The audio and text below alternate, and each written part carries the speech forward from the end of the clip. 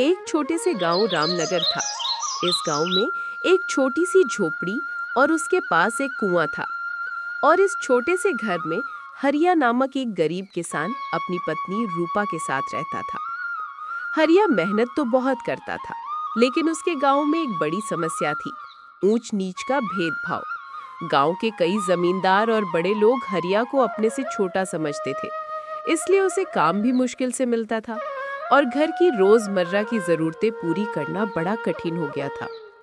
एक दिन हरिया सोकर उठा ही था कि उसकी पत्नी रूपा बोली, सुनो जी, अब घर में रोटी सब्जी कैसे बनेगी?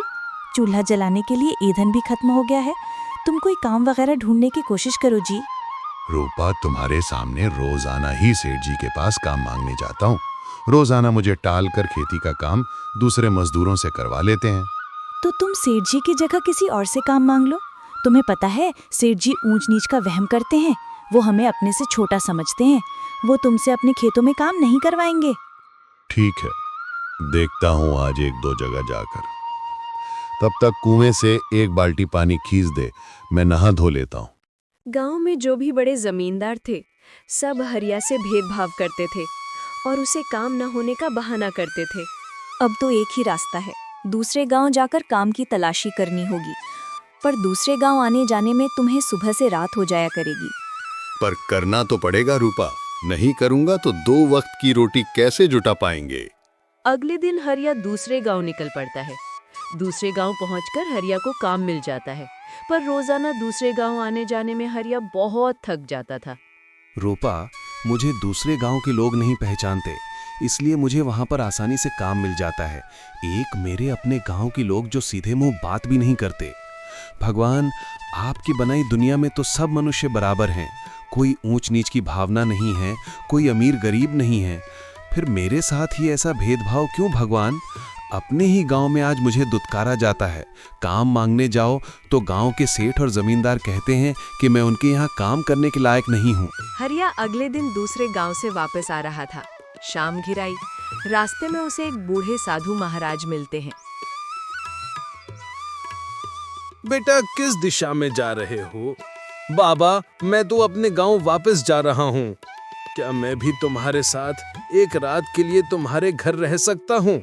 बेटा, कल सुबह मुझे यहाँ से दूर हिमालय पर प्रस्थान करना है, तो रात गुजारने की कोई जगह नहीं है मेरे पास। हाँ हाँ बाबा, जरूर, आप मेरे साथ मेरे घर चलिए और आराम से रात बिता सकते हैं। पर क्या हुआ बेटा, तुम रुक क्यों गए? अगर तुम मेरा अपने साथ जाना पसंद नहीं करते या तुम्हारे साथ चलने में कोई अड़चन है तो मैं नहीं जाऊंगा बेटा। कोई बात नहीं, मैं यहाँ जंगल में ही रात गुजार दूंगा। नहीं बाबा, ऐसी कोई बात नहीं है, पर क्या आप मेरे घर रह पाओगे? मेरी यहाँ तो गांव का कोई भी व्यक्ति नहीं आता, सब मेरे से दूर भागते हैं। सब कहते हैं कि मैं उन सब से बहुत छोटा हूँ, उन सब के साथ बैठने उठने लायक नहीं हूँ। बस यही सोच रहा था बाबा। नहीं बेटा, व्यक्ति छोटा या बड़ा नहीं होता, उसके कर्म ही उसे बड़ा बनाते हैं। मैं तुम्हारे घर में खुशी खुशी रात बिता सकता हूँ। बाबा, आपकी बातें सुनकर मुझे आज बेहद प्रसन्नता हुई है। आज कोई अतिथि मेरे घर में आएगा तो रूपा को भी बहुत खुशी होगी। हरिया उन साधु महाराज को अपने साथ घर ले आता है और रूपा से गरम गरम रोटी बनाने के लिए कहता है। रूपा, बहुत समय के बाद हमारे घर कोई अतिथि पधारे हैं, और वो भी साधु महाराज के रूप में। तुम एक काम करो, जो भी आटा रखा है उसकी गरम रोटियां बनाकर ऊपर गुड़ रखकर दे दो बाबा को। ये लीजिए बाबा, गरम रोटी और गुड़। हमारा अहोभाग्य है जो आप हमारे यहाँ पधारे हैं बाबा। भोजन करने के पश्चात साधु महाराज रूपा और हरिया से कहते हैं, तुम दोनों की सेवा पाकर मैं अति प्रसन्न हूँ मेरे बच्चों। अब तुम दोनों भी सो जाओ, मैं भी आराम कर लेता हूँ। तुम मेरी चारपाई यहीं आंगन में कुएं के पास ही बिछा दो। हरिया साधु महाराज के लिए कुएं के पास ही बिस्तर लगा देता है और कुछ समय पश्चात साधु महाराज को नींद आ जाती है। अगली सुबह हरिया और रूपा सो रहे थे। साधु महाराज कुएं के पास जाते हैं और अपने कमंडल में से जल की कुछ बूंदें लेकर कुएं में छिड़क देते हैं। इतनी देर में हरिया और रूपा भी उठकर आ जाते हैं। बेटा, अब मैं प्रस्थान करूंगा। तुम दोनों सदा खुश रहो। मेरा आशीर्वाद सदैव तुम दोनों के साथ है। साधु महाराज वहां से प्रस्थान कर जाते हैं और हरिया रोजाना की भांति दूसरे गांव काम के लिए जाने लगता है। अचानक एक दिन भैया, लगता है गांव में सूखा पड़ रहा है। नदी नाले सब सूखते जा रहे हैं। मेरे तो घर के पास के सारे कुएं और तालाब सूख गए हैं। सुदर्शन जी, आपकी तो छोड़ो, हमारे साथ भी यही कहानी है। मेरे अपने घर में भी इतना गहरा कुआं खुदवा हुआ है, वो भी पूरा सूख चुका है। एक बूंद भी पानी की नहीं है। मुझे तो लगता है कि हमें गांव के चौधरी जी से बात करनी चाहिए।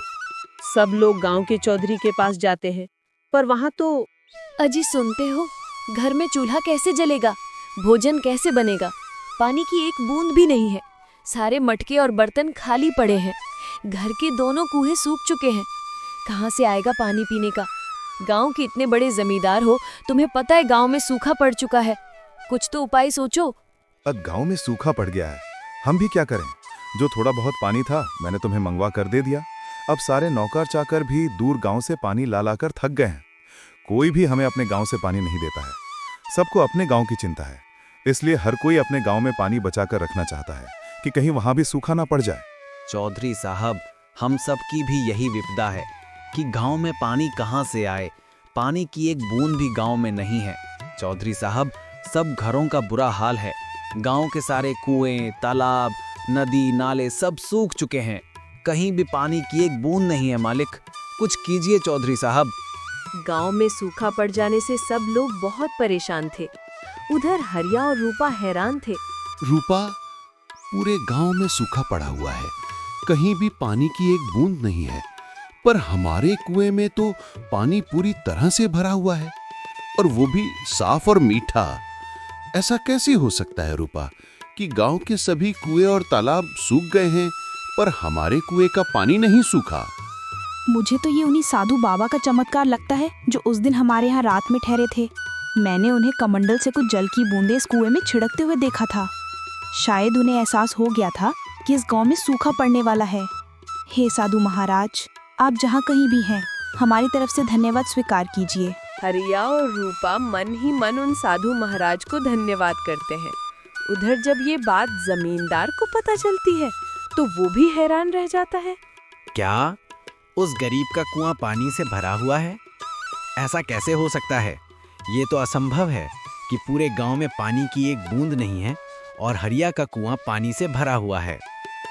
तो आप नौकरों को भेजकर हरिया के कुएं से पानी मंगवा लीजिए। कम से कम बच्चों को पानी तो मिलेगा। बार बार प्यास से बिलख रहे हैं। पर हम हरिया के घर का पानी कैसे पी सकते हैं? वो हमारी बिरादरी का नहीं है। हम ऐसा कैसे कर सकते हैं? हम एक जमींदार होके एक गरीब के घर का पानी पिएंगे? चौधरी साहब, यदि हम ऊंच नीच देखते रहे तो हम सब बिना पानी के स्वर्ग सिधार जाएंगे। हाँ, हमें वश हरिया के कुएं से पानी लेना ही होगा। अब सिर्फ हरिया ही है जो इस गांव के लोगों को सूखे से मरने से बचा सकता है। चौधरी साहब, बात को मान लीजिए, वक्त की नज़ाकत को समझिए। इस गांव को बचाने के लिए हमें हरिया की मदद लेनी ही होगी। ठीक है, ठीक है। हम हरिया के घर जाएंगे और पानी की सहायता के लिए मदद मांगेंगे। हम जानते हैं हमने हरिया के साथ बहुत बुरा किया है, इसलिए आज भगवान भी हमारी तरफ नहीं है, वो भी हरिया के साथ है। पूरे गांव में सूखा पड़ा हुआ है, पर सिर्फ हरिया के घर में पानी की कोई कमी नहीं है। ये सब शायद ईश्वर का ही प्रताप है। वो हमें सबक देना चाहते हैं। चलो, सब गांव वाले हरिया के घर चलते हैं। चौधरी साहब गांव वालों के साथ हरिया के घर जाते हैं। चौधरी साहब को अपने घर आया देख हरिया हैरान रह जाता है।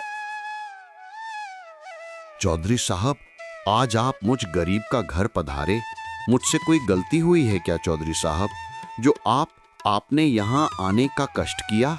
हरिया, अब सिर्फ तुम ही हो जो इस गांव को सूखे की चपेट में आने से बचा सकते हो। क्या तुम अपने कुएं का पानी गांव वालों को प्रयोग में लाने की इजाजत दोगे? चौधरी साहब, आप मुझ गरीब के घर का पानी पिएंगे? अपने गांव की सेवा का मुझे मौका मिला है, तो मैं भला पीछे कैसे रहूंगा? ये मुझ गरीब का कुआं नहीं, ये पूरे गांव का कुआं है। गांव को बचाने के लिए मेरी जान भी हाजिर है। इस कुएं से पानी भरकर मेरे गांव वालों की प्यास बुझेगी तो मुझे भी बहुत खुशी होगी। आप सभी गांव वालों को बोल दीजिए कि ये पूरे गांव का कुआं है, वो चाहे जितना मर्जी यहाँ से पानी ले सकते हैं। हरिया, हमें माफ कर दो। हमने हमेशा तुम्हें गांव में सबसे छोटा समझा। हम तो सीधे मुंह तुम्हारे साथ बात भी नहीं करते थे, पर आज तुम ही इस गांव को बचाने के काम आए हो। तुम्हारा बहुत बहुत शुक्रिया हरिया। हरिया, आज के बाद तुम्हें दूसरे गांव में काम की तलाश में जाने की कोई जरूरत नहीं है। तुम मेरे खेतों पर ही काम करोगे और अपना जीवन यापन करोगे। मुझे माफ कर दो, मैंने हमेशा तुम्हारे साथ गलत किया। तुम काम मांगने के लिए आते थे पर मैं तुम्हें टाल देता था, पर आज मैं तुम्हारे पास पानी मांगने के लिए आया तो तुमने बाहें पसार कर मेरा स्वागत किया। किसी ने सही कहा है, इंसान अपने कर्मों से ही ऊंचा बनता है, जो आज तुमने साबित कर दिया हरिया। हरिया को उसकी अच्छाई का फल मिल गया था और आज एक गरीब का कुआं अपने जल से ऊंच नीच के भेदभाव को धो चुका था।